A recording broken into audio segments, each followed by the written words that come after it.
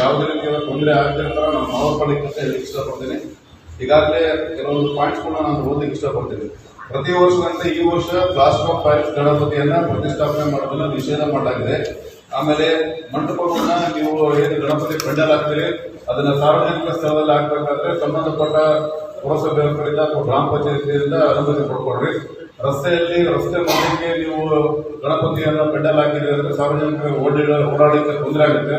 ಆ ರಸ್ತೆಯಲ್ಲಿ ಆಂಬುಲೆನ್ಸ್ ಹೋಗ್ತಾ ಇರ್ಬೋದು ಅಥವಾ ಬೇರೆ ಪೊಲೀಸ್ ವೆಹಿಕಲ್ ಹೋಗ್ತಾ ಇರ್ಬೋದು ಅಥವಾ ಬೇರೆ ಸಾರ್ವಜನಿಕರಿಗೆ ತೊಂದರೆ ಆಗ್ತಕ್ಕಂಥ ವ್ಯವಸ್ಥೆಯನ್ನು ಮಾಡಿ ರಸ್ತೆಯನ್ನ ಸಂಪೂರ್ಣವಾಗಿ ಬಂದ್ ಮಾಡ್ಬಿಡ್ರಿ. ಆಮೇಲೆ ಕರೆಂಟಿಂದು ಏನಾದರೂ ನೀವು ಅದನ್ನ ಅಲಂಕಾರ ಮಾಡ್ತೀರಿ, ವಿದ್ಯುತ್ ಅನ್ನು ಸಂಪರ್ಕ ಮಾಡ್ತೀರಿ ಅಂದ್ರೆ ಜನರೇಟರ್ ಇದ್ರೆ ಅದಕ್ಕೆ ಒಳ್ಳೆ ನೀಟಾಗಿ ಒಳ್ಳೆ ಎಲೆಕ್ಟ್ರಿಷಿಯನ್ ಮಾಡಿಸ್ಕೊಡ್ರಿ. ಇಲ್ಲ ಅಂತಂದ್ರೆ ನೀವು ಬೆಸ್ಕಾಂ ಅವ್ರಿಂದ ಕರೆಂಟ್ ಇಂದ ಲೈನ್ ಹಾಕಂತೀರಿ ಅಂತಂದ್ರೆ ದಯವಿಟ್ಟು ನೀವು ನೇರವಾಗಿ ಹಾಕೊಂಡು ಹೋಗ್ಬೇಡ್ರಿ. ಆ ಬೆಸ್ಕಾಂ ಅವರಿಗೆ ನೀವು ಅರ್ಜಿ ಕೊಟ್ಟರೆ ಅವ್ರ ಟೆಂಪರರಿ ಕನೆಕ್ಷನ್ ಕೊಡ್ತಾರೆ, ಅದನ್ನ ನೀಟಾಗಿ ಮಾಡಿಕೊಡ್ತಾರೆ, ಅದನ್ನು ತಗೊಳ್ರಿ ಅಂತ ನಾನು ಹೇಳಲಿಕ್ಕೆ ಇಷ್ಟಪಡ್ತೇನೆ. ಆಮೇಲೆ ಕಡ್ಡಾಯವಾಗಿ ಇದನ್ನ CC ಕ್ಯಾಮ್ರಾ ಹಾಕ್ಸ್ಕೊಡ್ರಿ. ಗಣಪತಿ ಮೂರ್ತಿಗಳನ್ನ ಯಾರೋ ಏನೋ ಹಾಳು ಮಾಡಬೇಕು ಅದಾಗಿ ಹಾಳಾಯ್ತು ಅಂತಂದ್ರೆ ಮುಂದೆ ಆಗ್ತಕ್ಕಂಥ ಸಮಸ್ಯೆಗಳಿಗೆ ಎಲ್ಲರೂ ಹೊಣೆಗಾರ ಹಾಕಬೇಕಾಗುತ್ತೆ. ಅದಕ್ಕೆ ದಯವಿಟ್ಟು CC ಕ್ಯಾಮ್ರಾ ಹಾಕೊಳ್ರಿ. ಗಣಪತಿ ಯಾರು ಗಣಪತಿ ಕೂಡಿಸ್ತೀರಿ ಅವರು ಅಲ್ಲಿ ಪೆಂಡಲಲ್ಲಿ ದಯವಿಟ್ಟು ಒಬ್ಬರು ಮಲಗ್ರಿ, ರಾತ್ರಿ ಇರಲಿಕ್ಕೆ ಸಂಬಂಧಪಟ್ಟಾಗಿದೆ. ಆಮೇಲೆ ಅಲ್ಲಿ ಸ್ಪೀಕರ್ಗಳು ಹಾಕ್ಲಿಕ್ಕೆ ನಾವೇನು ಹಾಕ್ಬೇಡ್ರಿ ಅಂತ ಹೇಳಲ್ಲ, ಸಣ್ಣದಾಗಿ ಒಂದು ಸ್ಪೀಕರ್ ಹಾಕಿ ಭಕ್ತಿ ಗೀತಗಳನ್ನ ಹಾಕ್ಲಿಕ್ಕೆ ನಮ್ಗೆ ಅಭ್ಯಂತರ ಇರೋದಿಲ್ಲ.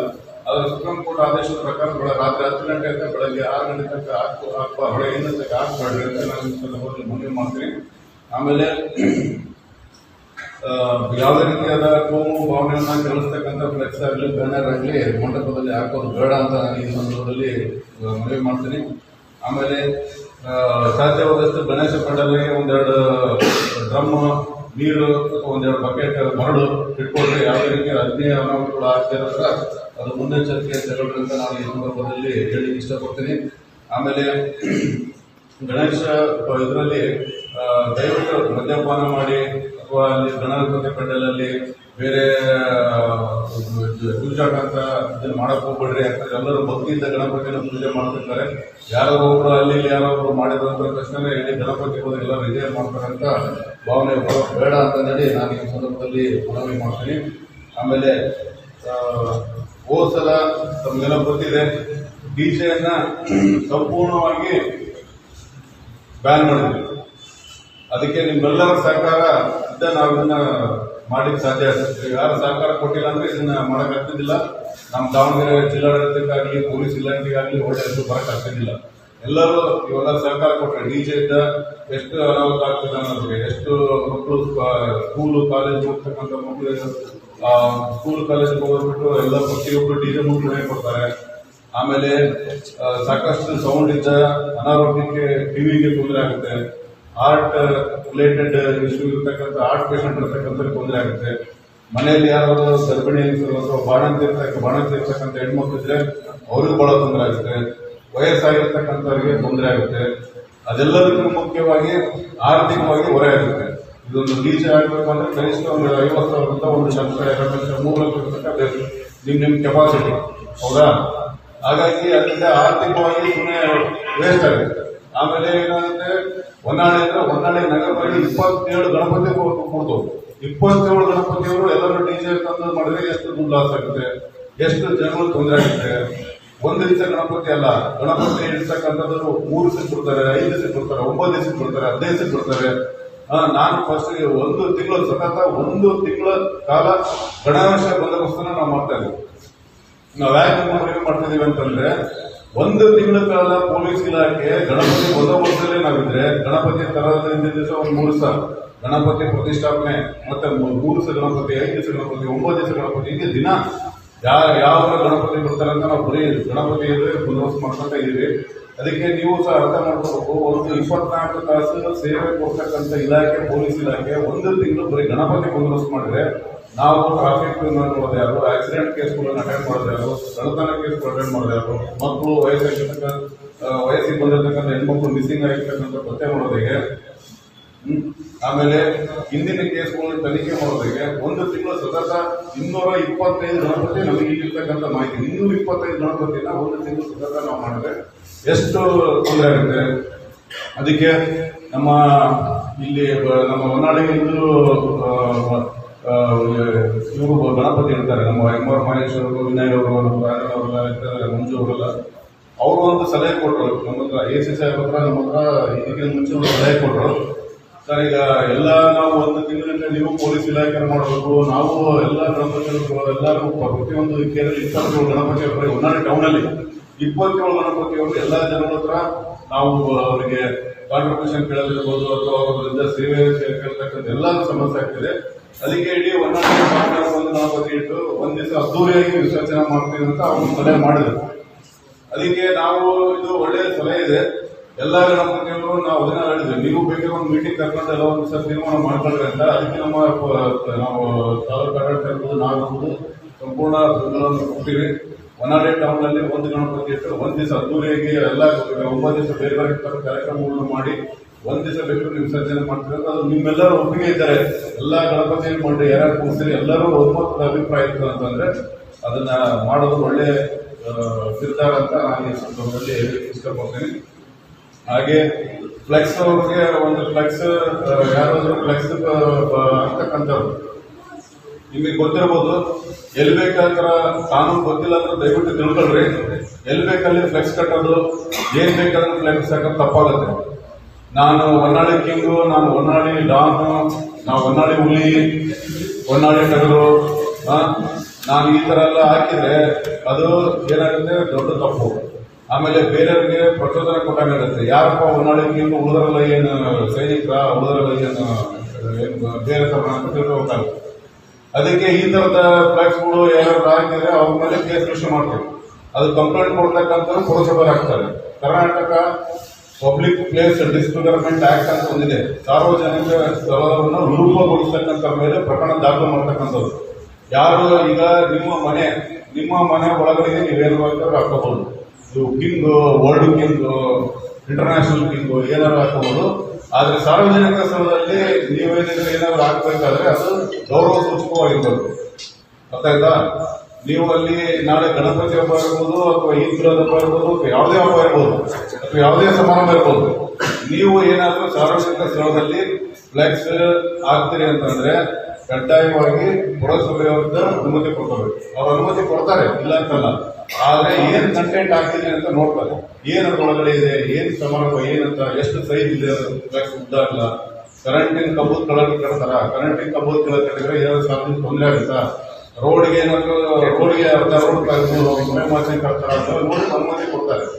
ಆಮೇಲೆ ಫ್ಲೆಕ್ಸ್ ಪ್ರಿಂಟ್ ಮಾಡ್ತಕ್ಕಂಥವ್ರು ಏನ್ ಬೇಕಾದ್ರೆ ಬಂದು ಕಂಟೆಂಟ್ ಕೊಟ್ಟು ಪ್ರಿಂಟ್ ತಕ್ಕೊಡಪ್ಪ ಅಂತಂದ್ರೆ ನೀವು ಪ್ರಿಂಟ್ ತಕ್ಕೊಟ್ರೆ ನೀವು ಸಮೇತ ಅದು ಕಾನೂನು ಬಾಹಿರವಾಗಿತ್ತು ಅಂತಂದ್ರೆ ನೀವು ಸಮೇತ ಆರೋಪ ಇರ್ತೀವಿ.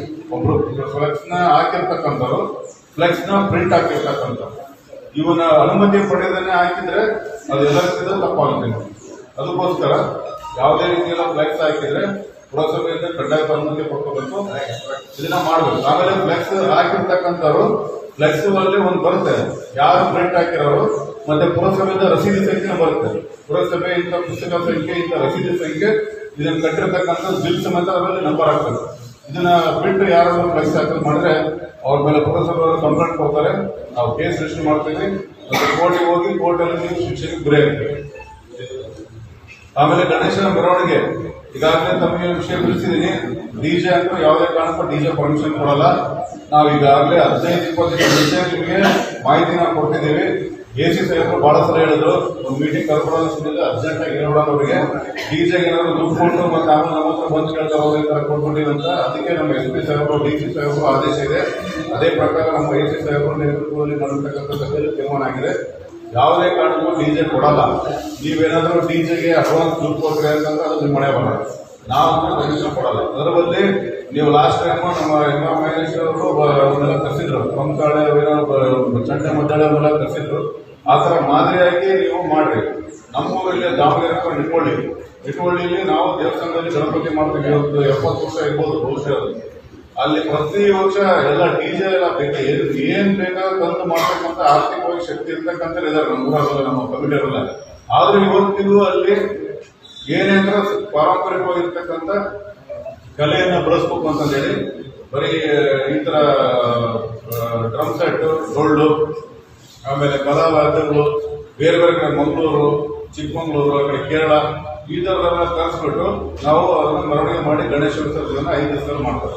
ಅದೇ ಥರ ನಾವು ಪೊಲೀಸ್ ಇಲಾಖೆಯಿಂದ ಮತ್ತೆ ನಮ್ಮ ತಾಲೂಕು ಆಡಳಿತದಿಂದ ಮನವಿ ಮಾಡ್ತಾ ಇದ್ದೀವಿ, ಡಿವಿಷನ್ ಯಾರು ತರೋಬೇಡ ಮತ್ತೆ ಎಲ್ಲ ಶಾಂತಿಯುತವಾಗಿ ಮಾಡ್ರಿ ಅಂತ ಹೇಳ್ತಾ, ಗಣಪತಿ ಹಬ್ಬದಲ್ಲಿ ಇನ್ನೊಂದು ಮೇಜರ್ ನಮಗೆ ಸಮಸ್ಯೆ ಅಂತಂದ್ರೆ ಈ ನೇರ ಓಡಾಡ್ತಕ್ಕಂಥ ಜನ ಬಹಳ ಕಡಿಮೆ ಆಗ್ತಾರೆ. ಈಗಾಗಲೇ ಏನಪ್ಪಾ ಅಂದ್ರೆ ಸೋಷಿಯಲ್ ಮೀಡಿಯಾದಲ್ಲಿ ಏನೋ ಬಂತು ಅಂದ್ರೆ ಸುಮ್ಮನೆ ಅದ್ರ ಮೇಲೆ ಓಡಾಡೋದು, ಹೌದಲ್ರಿ?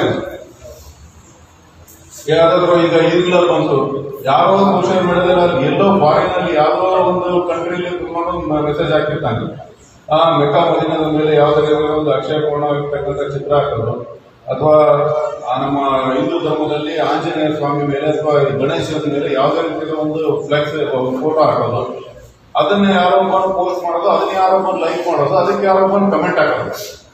ಇನ್ಸ್ಟಾಗ್ರಾಮ್ ಇರ್ಬೋದು, ಫೇಸ್ಬುಕ್ ಇರ್ಬೋದು, ಅಥವಾ ಬೇರೆ ಟೆಲಿಗ್ರಾಮ್ ಇರ್ಬೋದು, ಏನೇ ಇರ್ಬೋದು.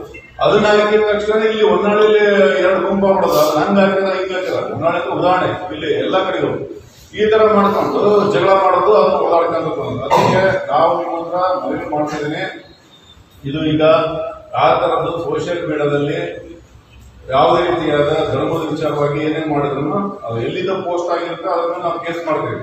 ನೀವು ಇಲ್ಲಿ ಕೂತ್ಕೊಂಡು ಸುಮ್ಮನೆ ಅದಕ್ಕೊಂದು ಕಮೆಂಟ್ ಹಾಕಿ, ಅವ್ರಿಗೆ ಕೌಂಟರ್ ಇನ್ನೊಂದು ಕಮೆಂಟ್ ಹಾಕಿ ನೀವು ಅದರಲ್ಲಿ ಸಿಗಾಕೋಣ ಬೇಡ.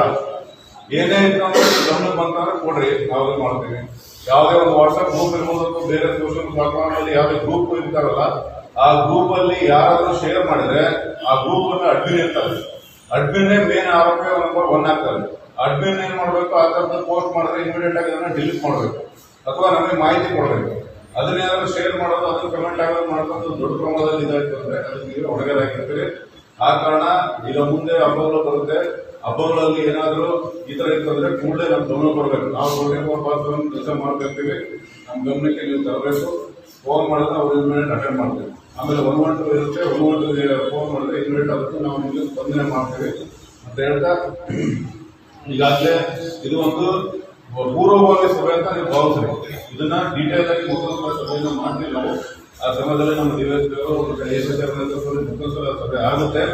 ಈಗ ಪೂರ್ವಭಾವಿ ಮುಖಂಡರ ನಾವು ಮನವಿ ಮಾಡೋದೇನಂತ ಹೇಳಿದ್ರೆ, ಇಡೀ ಹೊನ್ನಾಳಿ ತಾಲೂಕಲ್ಲಿ ಎಲ್ಲಿ 95 ಅಡಿ ರಾಜಪೇಟೆ ಹೊನ್ನಾಳಿ ಈ ದಿನ ಮುಗಿಯ ತನಕ ಗಣಪತಿ ಪ್ರತಿಷ್ಠಾಪನೆ ಮಾಡತಕ್ಕಂಥ ಇದೇ ಇರ್ಬೋದು. ಯಾವುದೇ ರೀತಿಯ ಫ್ಲೆಕ್ಸ್ ಬಂಟಿಂಗ್ಸ್ ಎಲ್ಲ ಹಾಕೋದು ಬೇಡ. ಯಾಕಂದ್ರೆ ಹೊಂದಾಣಿಕೆಯಿಂದ ಜೀವನ ಮಾಡ್ಬೇಕು, ಇವರು ಸಂಘರ್ಷದ ಜೀವನ ಅಲ್ಲ. ಸಾರ್ವಜನಿಕರ ಎಲ್ಲರಿಗೂ ಸಂಬಂಧಪಟ್ಟಿದೆ. ಈಗ ಫಸ್ಟ್ ಅವ್ರದ್ದು ಹಬ್ಬ ಇದೆ, ಈದ್ ಹಬ್ಬ ಇರೋದ್ರಿಂದ ಫ್ಲೆಕ್ಸ್ ಬಂಟಿಂಗ್ಸ್ ಡೆಕೋರೇಷನ್ ಮಾಡ್ಲಿಕ್ಕೆ ಅವರು ಅನುಮತಿ ಕೊಡ್ಕೊಂಡು ಮಾಡ್ತಾರೆ. ಅದಕ್ಕೆಲ್ಲರೂ ಸಹಕಾರ ಮಾಡ್ರಿ. ನಂತರ ಗಣೇಶನ ಹಬ್ಬ ಆಗುತ್ತೆ. ಗಣೇಶನ ಹಬ್ಬ ಸಮಯದಲ್ಲಿ ಇವರು ಈದ್ ಹಬ್ಬ ಬಂದಿರ್ತಕ್ಕಂಥ ಎಲ್ಲರೂ ಕಡ್ಡಾಯವಾಗಿ ಅದನ್ನ 2-3 ಸಲ 2-3 ಸಲ ಫುಲ್ ಕ್ಲಿಯರ್ ಮಾಡಬೇಕು. ಆಮೇಲೆ ಗಣೇಶನ ಹಬ್ಬಕ್ಕೆ ಅವಕಾಶ